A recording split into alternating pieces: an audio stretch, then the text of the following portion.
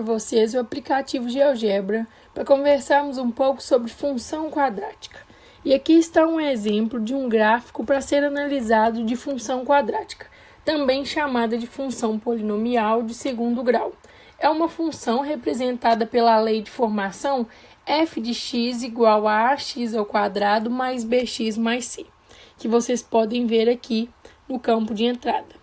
Então, um exemplo de função quadrática seria 2x ao quadrado mais 3x mais 5, por exemplo. O que quer dizer isso? Quer dizer que o a, nesse caso, vale 2, então eu vou substituir o a igual a 2, o b igual a 3 e o c igual a 5. E aqui nós temos a função quadrática 2x ao quadrado mais 3x mais 5, que é determinada por esse gráfico. Nesse caso, o polinômio da função quadrática é de grau 2, porque é o maior expoente da variável.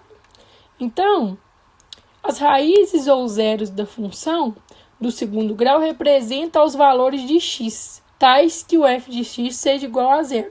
Então, quando y ou f de x é igual a zero, nós temos os valores para x e isso é chamado de raízes da função.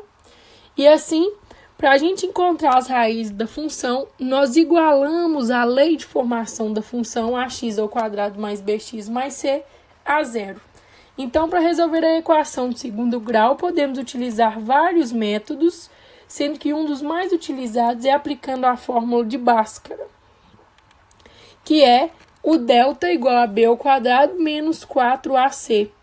E também, quando nós encontramos o valor do delta, nós substituímos na fórmula do valor de x, que é igual a menos b mais ou menos raiz de delta sobre 2a, que nós já vimos nas aulas anteriores para construir tabelas e encontrar pontos relacionando o x para encontrar o f de x. Se o delta for maior do que zero, a função tem duas raízes reais e distintas, ou seja, duas raízes diferentes. Se o delta da função não tem, se ele for menor do que zero, ele não tem uma raiz real. Então, se o delta for negativo, menor do que zero, não tem uma raiz real. E se o delta for igual a zero, a função tem duas raízes reais e iguais, ou seja, o x1 é igual ao x2. O gráfico das funções do segundo grau são curvas que recebem o nome de parábolas, que é esse formato que vocês podem ver. Então, essa curvatura que fica meio arredondada, é chamado de parábola, diferente das funções do primeiro grau, que é representado por uma reta, porque onde nós conhecemos dois pontos é possível traçar o gráfico. Nas funções quadráticas são necessários conhecer vários pontos. A curva de uma função quadrática corta o eixo x nas raízes ou zeros da função.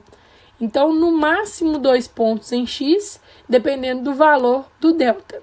Se o delta for igual a zero, vai cortar o x em apenas um ponto. Se ele for maior do que zero, vai cortar o x em 2 pontos.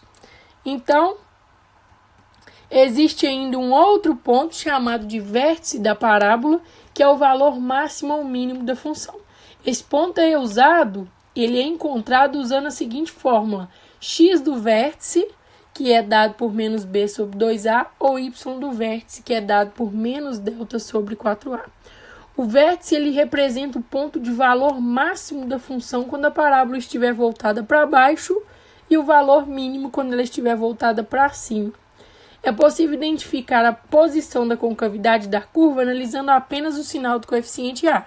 Se o coeficiente for positivo, a concavidade ficará voltada para cima. Se for negativo, ficará voltada para baixo.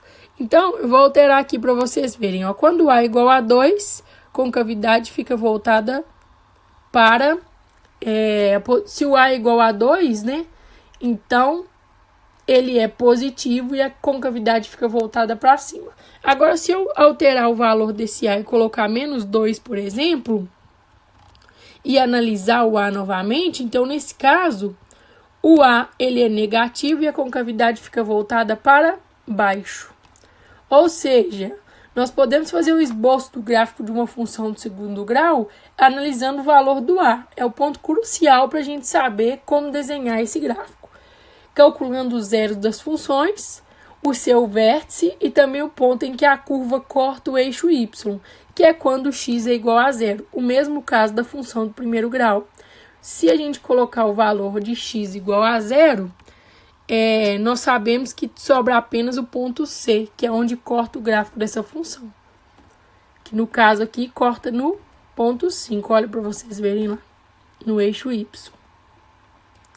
A partir dos pares ordenados x e y, nós podemos construir a parábola num plano cartesiano por meio da ligação dos pontos encontrados, e nós temos esse resultado presente na tela. Qualquer valor que a gente trocar aqui, ó, por exemplo, se eu quiser pôr A igual a 12, B igual a 7 e a C igual a 15, nós temos um outro gráfico, que no caso está mais acima aqui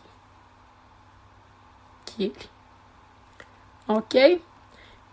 E assim, toda função de grau 2 tem o formato de uma parábola.